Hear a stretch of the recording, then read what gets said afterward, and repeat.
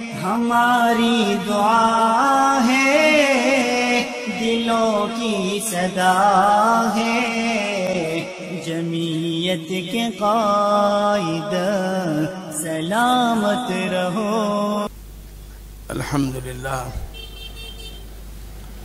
अल्हम्दुलिल्लाह नहमदुहु व नस्तईनुहु व नस्तगफिरुहु व नु'मिनु बिही व नतवक्कलु अलैहि व नऊज़ु बिल्लाहि मिन शुरूरि अनफुसिना व मिन सय्यिआति अअमालिना। मन यहदिहिल्लाहु फला मुदिल्ल लहु व मन युद्लिलहु फला हादिय लहु व नशहदु अल्ला इलाहा इल्लल्लाह व अशहदु अन्न मुहम्मदन अब्दुहु व रसूलुहु सल्लल्लाहु अलैहि वसल्लम तस्लीमन कसीरन कसीरा। फ़क़द क़ाल अल्लाहु तआला फ़ी क़ुरआनिहिल मजीद वल फ़ुरक़ानिल हमीद। अऊज़ु बिल्लाहि मिनश शैतानिर रजीम। कुंतुम खैरा उम्मतिन उखरिजत लिन्नास तअमुरून बिल मारूफ व तन्हौना अनिल मुनकर। सदक़ल्लाहुल अज़ीम। व क़ाल अन्नबिय्यु सल्लल्लाहु अलैहि वसल्लम बुइस्तु लिउतम्मिम मकारिमल अख़लाक़ औ कमा क़ाल अलैहिस्सलातु वस्सलाम। आज के इस अजीम शान जलसे के सदर मोहतरम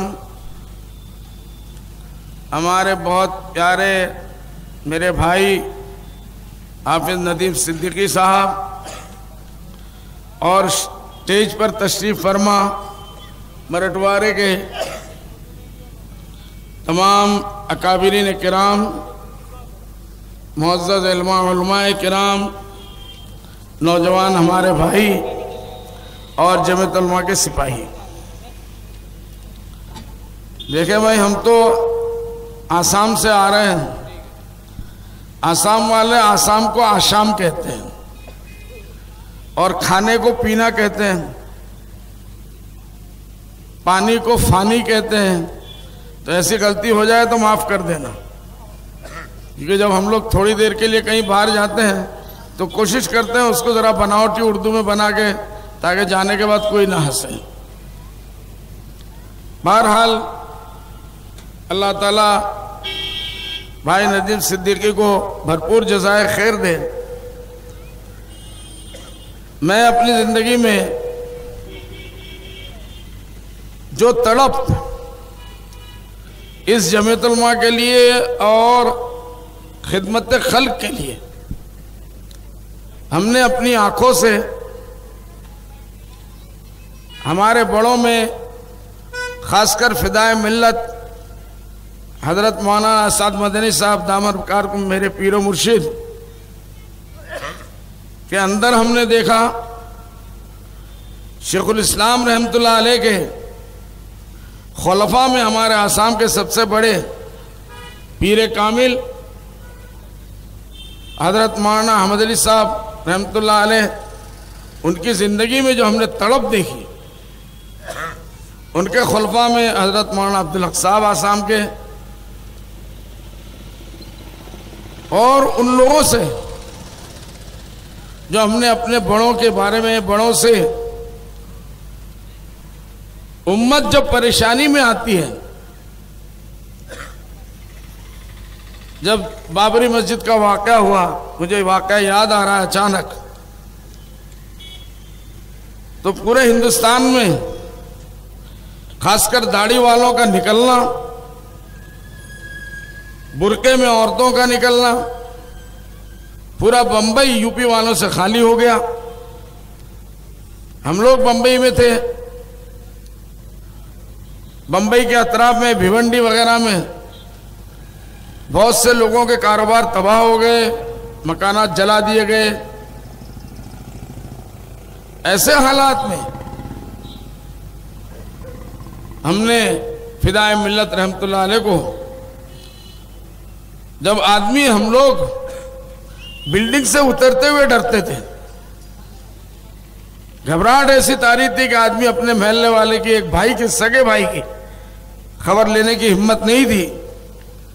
अचानक हजरत फिदाए मिल्लत मौलाना असद मदनी साहब रहमतुल्लाह अलैह का फ़ोन आता है, क्योंकि हजरत हमारे यहाँ ही क़याम फरमाते थे बम्बई में। हजरत ने फ़ोन किया कि बदरुद्दीन मैं फलाने ट्रेन से आ रहा हूँ। हमने कहा, चीख निकल गई। मैंने कहा हजरत अल्लाह के वास्ते थोड़ा दिन और गुजर जाने दीजिए, थोड़े हालात को काबू में आने दीजिए। हजरत ने कहा मैं आ रहा हूँ, मेरे साथ मेरा अल्लाह है। हमने उस वक्त हाजी शमसुद्दीन साहब, जमीयत एक ही थी, सदर थे हमारे। बॉम्बे सेंट्रल स्टेशन पे हजरत तशरीफ लाने वाले थे और बॉम्बे सेंट्रल से 1 से 1.5 किलोमीटर की फासले पर जो लोग बम्बई जाते हैं या जानते हैं हाजी शमसुद्दीन साहब को, उनका मकान था। मैंने फौरन उनको फ़ोन लगाया कि हजरत को फ़ोन लगाइए फौरन और रोकिए हजरत को कि इस वक्त हजरत इन हालात में बाहर ना निकले, खुद भी ना आए, यहाँ तक पहुँचना नामुमकिन है तकरीबन। हाजी साहब ने भी फ़ोन किया, लेकिन हजरत अपने इरादे के बादशाह थे और ये मामलात उनके लिए बहुत छोटे छोटे मामलात थे। हाजी साहब ने इनकार कर दिया कि हजरत बुरा मत मानिएगा, अगर आप वाकई तशरीफ लाएंगे भी तो हालात ऐसे नहीं है कि 1.5 किलोमीटर हम हिम्मत करके आपको लेने के लिए स्टेशन पहुंच जाए। हजरत तशरीफ लाए अकेले, अपना एक बैग हाथ में, एक टोकरी हाथ में जैसे हजरत का रहता था, और हजरत ने फ़ोन किया कि बदरुद्दीन मैं स्टेशन से निकल चुका हूं टैक्सी में और मैं तुम्हारे घर पहुंच रहा हूं। मैंने जितने अपने जमीयत के खुद्दाम थे मैंने सबको फ़ोन किया, इत्तला दी। उस वक्त फौरन हम लोग दौड़े कि ट्रैफिक वगैरह इतना मामूली था, तकरीबन बंद ही चल रहा था फसाद की वजह से। तो हजरत भी बहुत जल्दी अल्हम्दुलिल्लाह अल्लाह ने पहुंचा दिया। इन हालात में हजरत को इस दुनिया में कोई रोकने वाला नहीं था, क्योंकि उम्मत मुसीबत में थी। मैं ये वाकया इसलिए खास करके कह रहा हूं कि हमारे जमीयत उलमा के वर्कर यहां बैठे हैं, उनको इस बात के अंदर सीखने के लिए बहुत कुछ है। इन हालात में जान जोखम पर लेकर हजरत रहमतुल्लाह अलैह तशरीफ लाए। मैं जब हजरत को लेने के लिए नीचे गया, टैक्सी से हजरत उतरे, टैक्सी वाले का पैसा हमने दिया, हजरत के दोनों बैग मैंने थामे और लिफ्ट के करीब जब पहुंचा तो हजरत ने ये फरमाया कि मौलवी बदरुद्दीन, जब उम्मत मुसीबत पर हो तो उनकी खबरगिरी करने के लिए अगर कोई जाए तो 1000 साल के नफली इबादत से बेहतर है। हम तो उनके जान की फिक्र कर रहे हैं और वो इसलिए चले आ रहे हैं कि उम्मत इस वक्त मुसीबत में है। लोग नहीं भूले होंगे, बहुत ताज़ा वाक़या है, 92-93 का वाक़या है। उसके बाद हजरत ने हमारे घर में ही रहकर डिफेंस मिनिस्टर को फ़ोन किया। शरद पवार जी उस वक्त पता नहीं किस ओहदे पे थे, मुझे याद नहीं, और हर एक से ये कहा कि भाई मैं आ गया हूँ बॉम्बे और मैं बॉम्बे के मुख्तलिफ इलाकों का जायजा लेना चाहता हूँ, दौरा करना चाहता हूँ, भिवंडी में जाना चाहता हूँ, वो बहुत बड़ा नुकसान हुआ है मुसलमानों का। तो उन लोगों ने साफ मना किया कि मदनी साहब मेहरबानी करिए, आप बॉम्बे आ गए, 2-4 दिन रुक जाइए, हालात को बेहतर होने दीजिए, उसके बाद आप निकलिए, हम आपको सिक्योरिटी देंगे। तो हजरत ने कहा मुझे किसी की सिक्योरिटी की जरूरत नहीं, मेरे अल्लाह की सिक्योरिटी मेरे लिए काफी है। और असद मरेगा तो एक ही मर्तबा मरेगा, बार बार नहीं मरेगा। इतना कह दिया हजरत ने कि मैं तो निकल रहा हूं कल सुबह से दौरे पर, आप इतना कीजिए कि मुझे रोकिएगा मत, मुझे आपकी सिक्योरिटी की जरूरत नहीं है, अल्लाह ताला मेरे लिए काफी है। और उसके बाद हजरत रहे, बाकायदा दौरा किया, रिपोर्टें तैयार की, 1-1 मिनट के अंदर हजरत दिल्ली में फोन करते थे और दिल्ली वालों को इसकी खबर पहुंचाते थे। और जहाँ कहीं से इत्तला आई कि यहाँ गड़बड़ी हो रही है, यहाँ गड़बड़ी हो रही है, यहाँ फौज की ज़रूरत है, यहाँ पुलिस की ज़रूरत है, तो हज़रत रहमतुल्लाह अलैह के फ़ोन के ऊपर अल्हम्दुलिल्लाह दिल्ली से ये ताउन हासिल होता रहा। तो कहना ये है कि भाई जब उम्मत मुसीबत में हो तो हम कायदीन उम्मत, जिनको अल्लाह ने आज बड़ों को, अल्लाह उनकी कब्रों को नूर से भर दे, बड़े कब्रों में चले गए लेकिन हमको बड़ा बना के चले गए। हम बड़ा होने के लायक नहीं थे। उम्मत जब मुसीबत में होती है तो कायदीन की सबसे बड़ी जिम्मेदारी ये होती है कि इस मुसीबत की घड़ी में हम उनके करीब रहें। हजरत रहमतुल्लाह अलैह को हमने देखा रात को 2 बजे तशरीफ ला रहे हैं, कमरे में पहुंचते ही पहला हुक्म होता था कि मुसल्ला जाए नमाज बिछाओ, और हम लोग 1 घंटा 1.5 घंटे के लिए, सुबह 6 बजे नमाज है, रात को 2 बजे हम पहुंचे तो अपने कमरे में जाते थे हजरत से इजाजत लेकर। जब हम लोग फजर की नमाज उठाने के लिए हजरत को जाते थे तो देखते थे कि वो मर्द खुदा मुसल्ले के ऊपर तहज्जुद की नमाज में खड़ा है। ये सिफत हमारे अकाबिरीन की थी तो अल्लाह ने रूहानी ताकत भी दी थी। हजरत शेखुल इस्लाम रहमतुल्लाह अलैह के बारे में हमने अपने बड़ों से सुना कि शेखुल इस्लाम रहमतुल्लाह अलैह सिलहट में कई एहतिकाफ किया हजरत ने। आसाम में बासकंडी एक मकाम है, वहां एहतिकाफ किया। तो शेख अहमद अली साहब रहमतुल्लाह अलैह जो वहाँ के हमारे आसाम के हजरत के सबसे बड़े खलीफा थे, 50 साल उन्होंने बुखारी पढ़ाई अल्हम्दुलिल्लाह, और हजरत शेखुल इस्लाम रहमतुल्लाह अलैह के दीवाने थे, नाम लेते थे और धाड़े मार मार के रोते थे, इश्क में दीवाने थे बिल्कुल। वो फरमाते हैं कि मेरे मदरसे में एहतिकाफ था, मकान उस वक्त गरीबी का जमाना था, हम लोग मकान इस तरह बना नहीं पाए,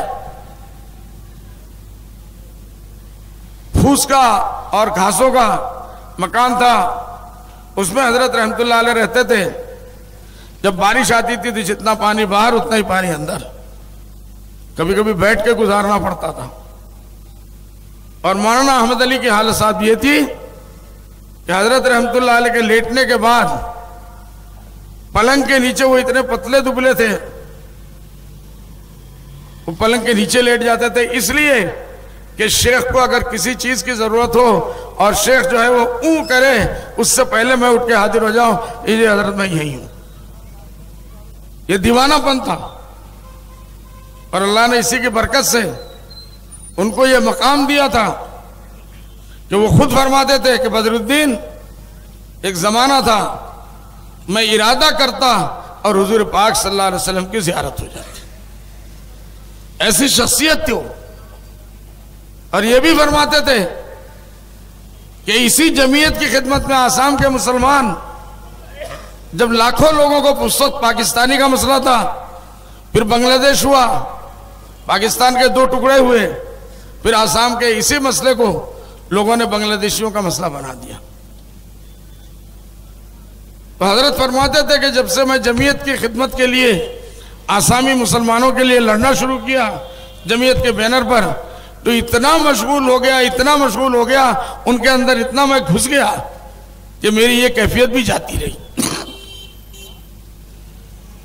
तो जब खिदमत में हम उतरते हैं भाई, ये हमारे जमीयत उलमा के वर्करों के लिए बहुत सीखने का मौका है कि जब भी कोई मुसीबत कौम के ऊपर आती है, उनसुर अखा का जालिमन और मजलूमा, फरमाया गया अपने भाई की, जालिम हो या मजलूम उसकी मदद करो। तो साहबा किराम ने पूछा, या रसूलुल्लाह, मजलूम की बात तो समझ में आती है, जालिम के कैसे मदद करें? कि उसके हाथ को जुल्म से रोको,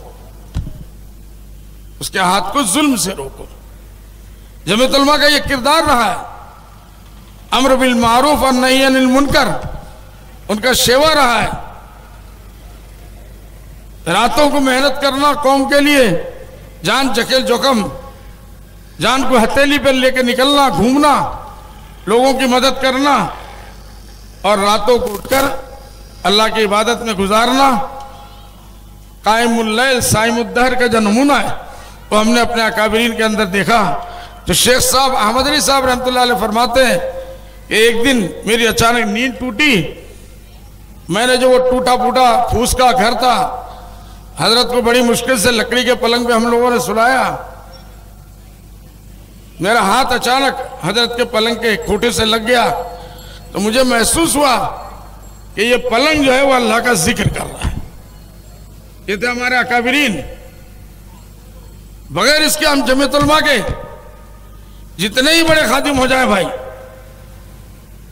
दिन की मेहनत जरूरी है तो रातों का रोना भी जरूरी है। ये अल्लाह के रसूल की सुन्नत है। इस चीज के अंदर मैं आप लोगों से, जिनसे 1 साल का भी अगर 1 दिन का भी बड़ा हूं, एक बड़े भाई के हिसाब से कहता हूं कि जमीयत उलमा की खिदमत में अल्लाह के रसूल सल्लल्लाहु अलैहि वसल्लम का जब तक के वो नमूना नहीं आएगा, बदर की रात में हुजूर पाक सल्लल्लाहु अलैहि वसल्लम तड़प तड़प के रो रहे हैं, या अल्लाह इंतहा हाजिल है साहबा लन तौबद, ए अल्लाह ये 313 की जमात को अगर तूने खत्म कर दिया तो तेरा नाम लेने वाला दुनिया में कोई नहीं होगा। तड़प उठते हैं हजरत उमर फारूक रज़ी अल्लाह अन्हु, हजरत अबू बकर सिद्दीक रज़ी अल्लाह अन्हु, बड़े साहबा, या रसूल अल्लाह के दीन हमारा सच्चा नहीं है, क्या आप हमारे सच्चे नबी नहीं है? तो जो नबी आंख से इशारा आसमान की तरफ, तो जिब्रील अलैहिस्सलाम तशरीफ लाते, ए मोहम्मद कुछ कहेंगे, कोई खिदमत है, कोई बात है? उसके नबी रातों को उठ के तड़प रहे और दिन के दिन पूरा का पूरा जिहाद में गुजार रहे। तो मौलाना अहमद अली साहब फरमाते हैं कि इस तरीके से हमने खूंटी को पकड़ा तो मालूम हुआ कि हजरत जिस पलंग पे सो रहे वो पलंग अल्लाह का जिक्र कर रहा है। ये थे हमारे अकाबरीन। तो उन्होंने कहा मुझे ऐसा लगा कि शायद मुझे शुबा हो रहा है। तो हजरत उठ गए, उठ के बाद दरवाजे को खोलने के लिए घर के दरवाजे को पकड़ा तो ये लगा कि वो घर पूरा का पूरा जिसमें हजरत शेखुल इस्लाम सो रहे हैं वो पूरा घर अल्लाह का जिक्र कर रहा है। ऐसे ही नहीं आ जाती ये चीजें भाई। उसके बाद वो घबराए, घर से बाहर निकल गए। एक दरख्त उस वक्त हजरत बताते ये बहुत छोटा था, अब हम लोग जाते हैं तो बहुत बड़ा दरख्त हो चुका है माशाल्लाह। तो उस दरख्त के टहनियों को पकड़ा हजरत ने, अपनी घबराहट छुपा नहीं पाए। तो महसूस हुआ हजरत इस घर में सो रहे हैं, उसके ऊपर कुछ डाल उसके आके पड़ते थे, वो पूरा का पूरा दरख्त अल्लाह का जिक्र कर रहा है। ये हमारे अकाबरीन थे भाई, ये इनकी खिदमत अल्लाह का शुक्र है। इसी वजह से मन कान लिल्लाह कान अल्लाहु लह, जो अल्लाह का हो गया अल्लाह उसका हो गया, और जिसका अल्लाह हो गया फिर तो जो कहेगा गुफ्ते अल्लाह बुअद, हर चाहे सल्को में अब्दुल्ला बुअद। ये हमारे अकाबरीन के नमूने हैं। उम्मत के ऊपर आज मुसीबत है, इस्लामी मुआशरा का जलसा है। मुझे कहने दीजिए हमारे नौजवान कहां जा रहे हैं? नौजवान मर्द हो या औरत, जवान लड़के हो या लड़कियां, किस तरफ को जा रही है? मुआशरे के अंदर कैसी कैसी बुराइयां पैदा हो रही है, आज इसका अंदाजा हम लोग नहीं कर सकते। फक्र फाका है, बेरोजगारी है, मजबूरियां हैं, लेकिन ये मजबूरियां हर जमाने में लोगों के साथ रही है। हम खुद्दाम जमीयत की जिम्मेदारी है कि ऐसे बच्चों की हम खबर लें, ऐसे बच्चियों की खबर लें। आज से 3 साल पहले बंबई के रहने वाले बहुत से लोग होंगे यहां, एक रिपोर्ट छपी कि बंबई के झोपड़पट्टियों से, जिसमें 60-70% मुसलमान हैं, 80% मुसलमान हैं। इंतहाई अफसोस की बात है कि मुसलमान लड़कियां रात को बुर्के पहन के निकलती है और वो क्लबों में जाती है, लोगों को शराब पिलाती है। उनको हर किस्म के आराम और ऐश मुहैया करके माँ बाप के पेट को पालने के लिए वो पूरे रात जो है बाहर में रहती है। इसके ऊपर बहुत से कवानीन बने, बारों को बंद किया गया। लेकिन ये हमारी बच्चियां सिर्फ मजबूरी नहीं है, सिर्फ मजबूरी नहीं है, अफसोस है कि हम उलमा इकराम ने, हम जो कौम के जिम्मेदार हैं, हमने उन बच्चियों की वो तरबियत नहीं की, उनको ये नहीं बताया कि भूखे मर जाओ लेकिन अपने ईमान को नहीं बेचना, अपनी इज्जत आफत को नहीं बेचना, उसको दाव पे नहीं लगाना किसी हाल में। हमने उनको उस जमाने में जो तरबियत देनी थी वो तरबियत हमने नहीं दी। मकतब में हम उन बच्चों को नहीं लाए, ना उन बच्चियों को लाए, ना उनको हलाल समझाया, ना हराम समझाया। ये हमारी जिम्मेदारी थी, उलमाए किबार की जिम्मेदारी थी। नौजवान बच्चे, कल मैंने कहा और हजरत मौलाना अब्दुल कबीर साहब ने उसका हवाला भी दिया कि उनके सामने आज के जमाने के पूरी दुनिया के फिल्म स्टारों की हिस्ट्री है। वो कहां सो रहे हैं, कहां शराब पी रहे हैं, कैसे कपड़े पहन रहे हैं, क्या डिजाइन चल रहा है, क्या फैशन चल रहा है, एक एक चीज के ऊपर उन बच्चों की रिसर्च है। पूरी पूरी रात पहले सिर्फ टेलीविजन देखते थे, अब माँ बाप से छुप कर जो है वो आईपैड आ गया है, लैपटॉप आ गया है, टेलीफोन पे ये सारी चीजें आ गई। पूरी पूरी रात कंबल के अंदर छुप के, चादर के अंदर छुप के वो पूरी पूरी रात इन चीजों को देखते हैं और वहां से नसीहत लेते हैं और उनके रास्ते पे चलने की कोशिश करते हैं।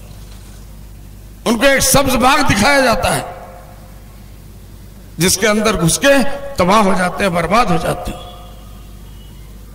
ये हम जमीयत उलमा की वर्करों की जिम्मेदारी है, जो मस्जिदों के इमाम हैं, जो मदरसों में आलिम बढ़ के हम लोग पढ़ा रहे हैं। उम्मत की हमारी जिम्मेदारी है हमारे ऊपर। अला कुल्लुकुम मसूनुन व कुल्लुकुम मंसूनुन अन रइयतिही, हर एक के ऊपर जिम्मेदारी है मेरे भाई। उम्मत कहां जा रही है, उम्मत क्या कर रही है, बहुत बुरे हालात आ रहे हैं।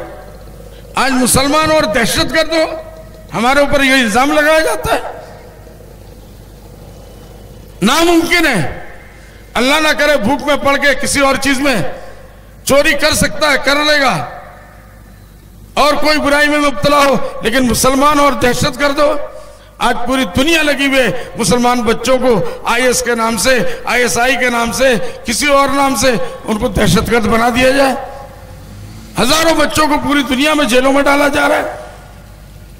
10-10, 12-12 साल, 15-15 साल जेलों में रहने के बाद अल्लाह जज़ाए खैर दे हमारे हाफिज नदीम सिद्दीकी साहब को और जमीयत उलमा के अकाबिरीन को, भाई महमूद मदनी साहब को, कारी उस्मान साहब को लाखों रुपया खर्च करके जान जोखम पे, जान हथेली में लेकर बच्चों का केस लड़ रहे, इनको इनके माँ बाप के पास सही सालिम पहुंचा रहे। लेकिन इस बीच में किसी की माँ मर जाती है, किसी की बीवी मर जाती है, किसी का बच्चा मर जाता है, कोई उनका पुरसान हाल नहीं। आज एक सेवा बन गया हुकूमतों का कि ऐसी सूरतें पैदा करो, और खासकर इस हुकूमत का कि ऐसी कोई भी ऐसी हरकत करो जिससे मुसलमानों की दिल आजारी हो, मुसलमानों को तकलीफ पहुंचे। ये वक्त है हमारी आजमाइश का। अल्लाह के रसूल सल्लल्लाहु अलैहि वसल्लम के जमाने से 1400 साल के बाद पूरी दुनिया में इस्लाम आज बहुत मुख्तलिफ चीजों के अंदर मुब्तला है। लाखों बच्चे, अभी कुछ दिन पहले हम मदीना मुनव्वरा में थे, वहां के अखबार में रिपोर्ट आई कि इस्लामी ममालिक में जो झगड़े चल रहे हैं, 21 लाख से ज्यादा बच्चे यतीम हो चुके हैं। कौन उनका पुरसान हाल है? कौन मार रहा है? कोई बाहर से तो नहीं मार रहा है, मुसलमान मुसलमान को मार रहा है। मां बहनों की इज्जतें लूटी जा रही है। कौन लूट रहा है? मुसलमान मुसलमान की मां बहनों की इज्जतें लूट रहा है। हमारे अमाल है, अल्लाह ना करे ये दिन हिंदुस्तान के अंदर आए, हम लोगों को सब्र और इस्तकामत के साथ, इज़ा असाबतकुम मुसीबतुन फ़क़ालू इन्ना लिल्लाहि व इन्ना इलैहि राजिऊन इन्नल्लाहा मअस साबिरीन। अल्लाह की रस्सी को मजबूती से थामो, लोगों को इसकी तरफ तवज्जो दिलाया जाए। मुआशरे के कौन कल किस तरफ जा रहा है। आवाम जो है मरीजान उम्मत है, हम लोग तबीबान उम्मत है भाई। ये हमारे ऊपर जिम्मेदारी है कि हम उम्मत की रहनुमाई करें, उनके अंदर घुसे, सिर्फ अपने मदरसों की चार दीवारी के अंदर न रहें।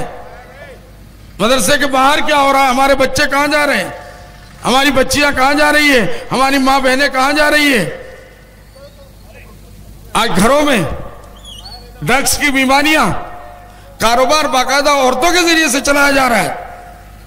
बेहयाई की दलालियां, हमारी नौजवान बच्चियां दूसरे बच्चियों को फंसा फंसा कर और अपने काम में लेके जाते हैं, अपने साथ गुनाह के काम में, और हम लोग सो रहे हैं। यह हमारी जिम्मेदारी है जमीयतुल उलमा की, जमीयतुल उलमा के वर्करों की। भाई नदीम ने भी कहा कि जाके हम भूल जाएंगे, इंशाअल्लाह आप लोगों ने कहा हम नहीं भूलेंगे। उम्मत के ऊपर कोई भी मुसीबत आती है, कोई बदहाली आती है, किसी दिन आपने जरा सा भी महसूस किया कि वो गुनाह के राह की तरफ जा रहे हैं, हमारी पहली जिम्मेदारी है कि हम उनको रोकें। तामुरून बिल मारूफ व तनहौना अनिल मुनकर। जब तक हम दूसरे की फिक्र में लगे रहेंगे, अल्लाह के रसूल सल्लल्लाहु अलैहि वसल्लम फरमाते हैं कि मैं उसकी फिक्र में लगा रहूंगा। सुभान अल्लाह। हम आज सिर्फ अपनी फिक्र करते हैं, अपनी फिक्र तो एक जानवर भी करता है। मजा तो जब है कि हम दूसरे की तलब को अपने दिल के अंदर फंसा लें, उनकी तलब में खुद, उनके फिक्र में रोए। हजरत मौलाना अली मियां साहब रहमतुल्लाह अलैह फरमाते हैं कि जिस जमाने में वो दारुल गए थे, हजरत शेखुल इस्लाम रहमतुल्लाह अलैह की खिदमत में तहज्जुद के वक्त में हजरत के पहुंच गए शेखुल इस्लाम रहमतुल्लाह अलैह के यहाँ कि जब हजरत नमाज के लिए निकलेंगे मैं साथ में जाऊंगा। तो हजरत ने यह फरमाया, उस मजलिस में मैं भी था, कि मुझे बाहर से आवाज आ रही थी, शेखुल इस्लाम रहमतुल्लाह अलैह दहाड़े मार मार के उम्मत के लिए रो रहे, दहाड़े मार मार के रो रहे, और ये कह रहे कि या अल्लाह अगर अजाब देना ही है उम्मत को माफ कर दे, उनकी जगह पे तू मुझे जहन्नम में दे। और चीखे मार मार के रो रहे थे। हजरत मौलाना अली मियां साहब रहमतुल्लाह अलैह फरमाते हैं कि मुझसे बर्दाश्त नहीं हुआ, मैं भी चीख मार के निकला, और देवबंद की गलियों में कहां तक मैं दौड़ता चला गया मुझे खुद नहीं पता। तो ये उम्मत की फिक्र थी भाई, जिसने हुसैन अहमद को रुला दिया, तड़पा दिया, चीखें निकलवा दी। तो हमारे काबिल ही रहे। हम जमीयतुल उलमा के अपने आप को खादिम अगर कहते हैं तो अकाबरीन के किस्सों को पढ़ना होगा, उनकी तड़प को अपनी जिंदगी में लाना होगा। अल्लाह के रसूल सल्लल्लाहु अलैहि वसल्लम की जिंदगी के एक एक नमूने को उम्मत तक पहुंचाना होगा, खुद अपने अमल के अंदर लाना होगा। मुझे उम्मीद है इंशाअल्लाह अल्लाह ताला हम लोगों को इसकी तौफीक देगा। मैं ये कह रहा था कि हाफिज नदीम सिद्दीकी मेरे छोटे भाई है, मैं बंबई में कभी भी शख्स से नहीं मिला कि जब इसको इन मसाइल के ऊपर तड़पता हुआ बेचैन होता हुआ नहीं देखा मैंने।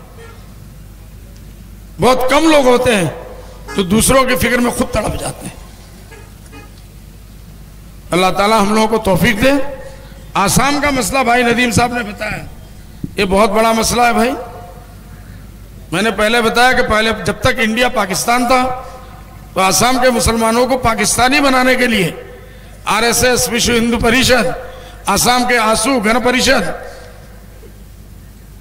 ये लगे हुए थे कि किसी तरीके से यहां से 50-60 लाख लोगों को पाकिस्तानी बना दिया जाए।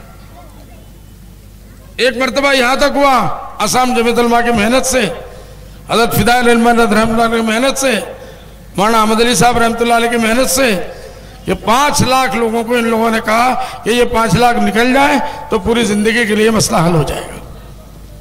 5 लाख लोगों को पाकिस्तान भेज भी दिया गया। उसके बाद उस वक्त के होम मिनिस्टर ने लिख के खत दिया जमीयतुल उलमा को कि आप कोई पाकिस्तानी आसाम में नहीं है। लेकिन जैसे ही बांग्लादेश बनता है ये ताकतें फिर से उभरती है और इसका बाकायदा एक तहरीक शुरू हो जाती है। परेशान हो गए हमारे अकाबिरीन, दुनिया से उठते चले गए, अल्लाह उनकी कब्रों को नूर से भर दे।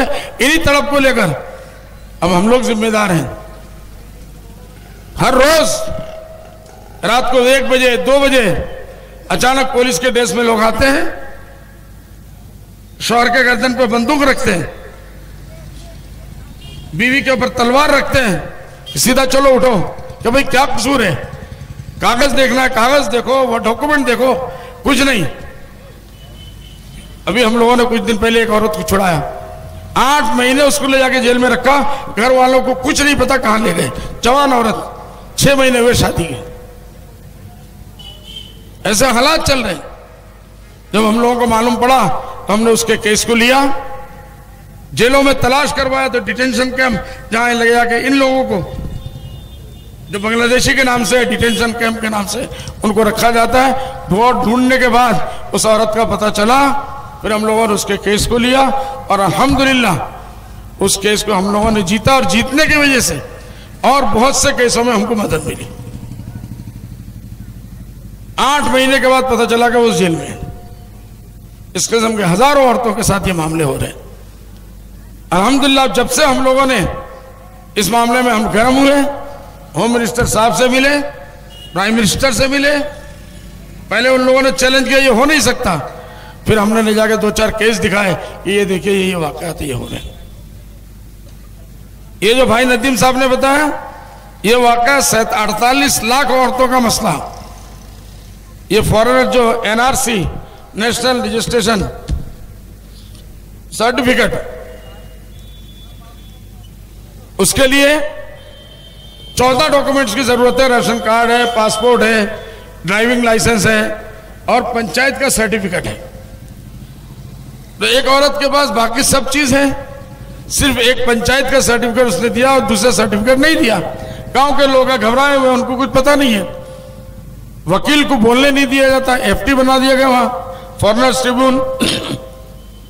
जब वहां पहुंचते हैं तो वकील को जो है वो मजिस्ट्रेट नहीं है, उसको उसका दर्जा दिया गया है। वो वकील को डांटी मार देता है, वकील खड़ा हो जाता है। अब ये गांव वाला कांप रहा है, कोई पेशाब कर रहा है, डर गए। जब एक मजिस्ट्रेट एक गांव वाले से, देहाती से बात करेगा, कैसे वो जवाब देगा? नहीं जवाब दे पाते, बस उसके लिख दिया कि ये डाउटफुल है, बांग्लादेशी है। किसी का नाम बदरुद्दीन है तो इंग्लिश में मैंने BAD से लिखा, कोई दूसरा मेरा नाम जो है BO से लिखता है, बदरुद्दीन। हम होम मिनिस्टर के पास गए, हमने कहा साहब हमारे रिपोर्ट के हिसाब से आप भी डिपोर्टर हैं, राजनाथ सिंह है, हमारे आसाम के लोग आपको राजनाथ सिंह कहेंगे। अब 2 आदमी हो गए, इसमें एक तो बांग्लादेशी है। प्राइम मिनिस्टर साहब मोदी है। मैंने होम मिनिस्टर से कहा और उस दिन के बाद से उन्होंने इसका पर काम भी किया। हमने कहा मोदी जी है, MODI मोदी। हमारा आसाम का कोई भी आएगा MUDI लिखेगा, क्योंकि वो मोदी कहता है, मोदी नहीं कहता। मैंने इसीलिए पहले कहा था कि हम लोग पानी को फानी कहते हैं। तो इतनी छोटी छोटी गलतियों की वजह से एक आदमी का शहरियत खत्म कर दिया जाता है। उसको भी हम पार्टी में सुप्रीम कोर्ट में लड़ रहे हैं। तो ये जो औरत का मसला था, एक कागज के ऊपर न होने की वजह से 47 लाख औरतें जिन लोगों ने पंचायत सर्टिफिकेट नहीं दिया, उनको सबको सब बांग्लादेश बना दिया। हमारे अकाबिरीन में भाई महमूद, अल्लाह उनकी उम्र में बरकत दे, हमारे उस्मान साहब, 1-2 मीटिंग में हाफिज नदीम साहब भी थे। हम लोग दिल्ली पहुंचे, सुप्रीम कोर्ट के बड़े बड़े वकीलों को हमने हायर किया। इस केस को हम लोगों ने चैलेंज किया। 3-4 महीने इसके अंदर जो हमारे गुजरे हैं वो अल्लाह ही जानता है। घरों में औरतें रह नहीं रही है, खेतों में छुप के, कोई भाग के, कई औरतों ने खुदकुशी कर ली। अगर 47 लाख के अंदर बांग्लादेशियों में मेरा नाम आएगा, मेरा बाप-दादा नहीं जाता बांग्लादेश को। उनके बड़े कोई बांग्लादेश नहीं गए, वो कहां जाएंगे? उनको उठा के ले जाके जेल में डाल देंगे, डिटेंशन कैंपों में डाल देंगे। तो नतीजा ये हुआ कि अल्लाह की मेहरबानी से सुप्रीम कोर्ट ने इसके खिलाफ जजमेंट दिया, हमारे पक्ष में जजमेंट दिया। तो 47 लाख औरतों को, 48 लाख औरतों को अल्हम्दुलिल्लाह उसकी वजह से राहत मिली। अभी आरएसएस के लोग नए नए शोशे निकाल रहे हैं, नई नई उसके अंदर खोट निकाल रहे, कमियां निकाल रहे। आप लोगों की दुआओं से अल्हम्दुलिल्लाह हर मैदान पे हम लोगों ने वकील कर रखा है। बस अल्लाह ही मदद करने वाला है। हमें पूरी उम्मीद है इंशाअल्लाह इस मामले में वो चाह रहे कि किसी ना किसी तरीके से 20 लाख 30 लाख कम से कम मर्दों को, औरतों को बांग्लादेशी बना दिया जाए। और हम लोग इस मामले में फाइट ये कर रहे हैं कि इंशाअल्लाह हम ये नहीं चाहते एक भी बांग्लादेशी यहाँ रहे, लेकिन हम ये भी नहीं चाहते कि एक भी बांग्लादेशी के नाम से असली हिंदुस्तानी बाशिंदे को उसके अंदर नाम में डाला जाए और उसको बांग्लादेशी करार दिया जाए। आप हजरात इस मामले में दुआ फरमाएं। सीरतुन नबी का जलसा था, हजरत मौलाना अब्दुल कवी साहब ने बहुत ही पुरमक्स तकरीर की माशाअल्लाह, और वो इसके लायक भी थे, आलिम है माशाअल्लाह बड़े। और मुझे जो है इसी मौजू पे बोलना था, लेकिन भाई नदीम साहब ने इसको छेड़ दिया तो इस तरफ बात निकल गई। मुझे उम्मीद है आप हजरात दुआ में याद करेंगे। अल्लाह आपके जलसे को कबूल फरमाए और अल्लाह ताला इससे बड़े बड़े प्रोग्राम हाफिज नदीम साहब को और उनके साथियों को लेने की तौफीक अता फरमाए और इसके बेहतर नताइज अता फरमाए। व आखिर दावाना अल्हम्दुलिल्लाहि रब्बिल आलमीन। में अनोखा मरकज़ तहफ़्फ़ुज़